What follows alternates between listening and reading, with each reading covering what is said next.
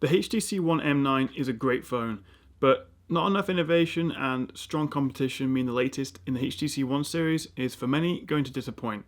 Building on the success of the 2014 One M8, the M9 delivers a modest but necessary upgrade for 2015. A combination of the latest Sense 7 software, Android 5 Lollipop, and the latest Qualcomm Snapdragon 810 processor, alongside 3GB of RAM, ensure the M9 is fast, responsive, and enjoyable to use. Since the launch of the One M7 in 2013, the design of the One series has been widely praised and is still considered to be one of the best looking and most desirable smartphones on the market.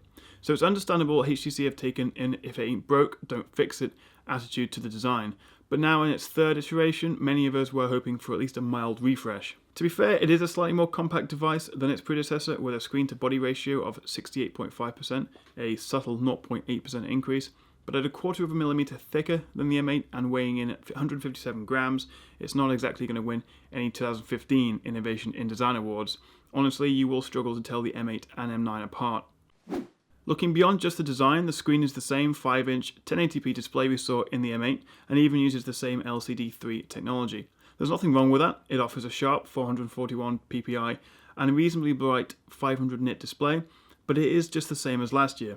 Even the display's color temperature has a familiar cool tint to it. The biggest and most obvious change is a new rear camera. The old ultra-pixel camera featured on the M7 and M8 has become the new front selfie camera with a new 20 megapixel snapper bringing up the rear.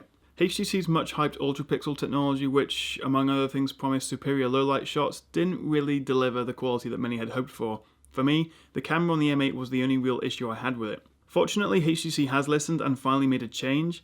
Unfortunately, it is just that, a change. It's not really an improvement or an upgrade.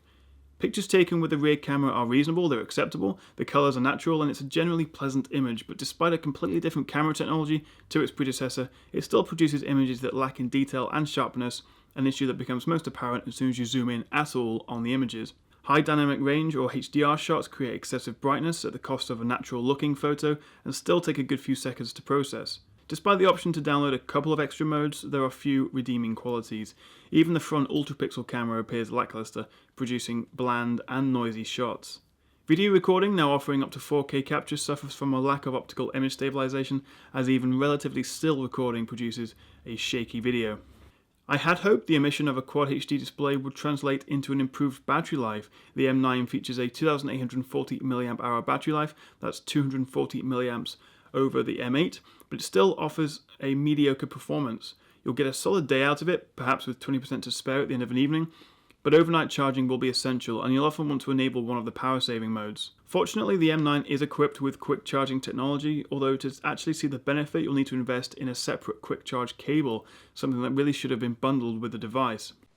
So the camera and battery aren't overly impressive, but the M9 still has its ace card to play.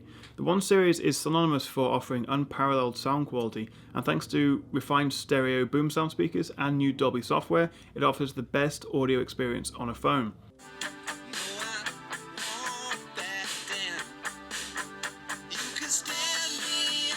This extends beyond just the loudspeakers. I genuinely find the Dolby Theatre mode enhances music I listen to through headphones, producing a richer and punchier sound. The M9 isn't a bad phone. I love the premium design, the speakers are first rate, there's plenty of built-in storage, and it supports up to 128GB micro SD cards.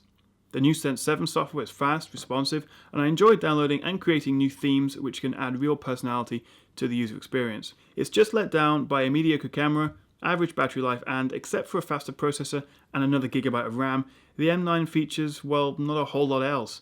Another year, another modest evolutionary update for the One series from HTC. The M9 is certainly a solid phone, and HTC has a bit of a underdog status, you sort of want them to do well, but you can't review these smartphones in a vacuum. You have to consider them in a sort of real-world competitive market. And when you compare this side by side with, for example, the Galaxy S6 or S6 Edge, the M9 does fall behind a bit. So it's a good smartphone, but it does suffer from a bit of a lack of innovation this year and also extremely strong competition. If you'd like to find out more, check out thetechchap.com and follow me on Twitter at thetechchap.